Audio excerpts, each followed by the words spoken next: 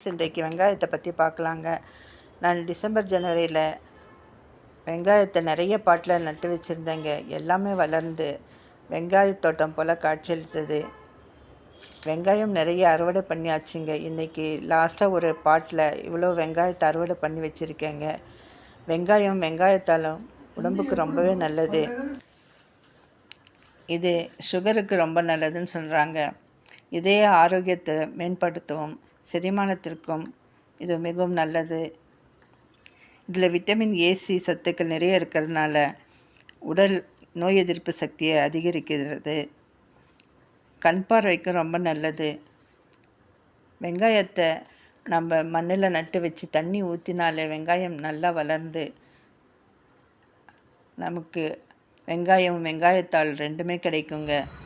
வெங்காயத்தை விதைகள் மூலமாக கூட வளர்க்கலாம். வீடியோவை லைக் பண்ணுங்கள், ஷேர் பண்ணுங்கள், சப்ஸ்கிரைப் பண்ணுங்கள்.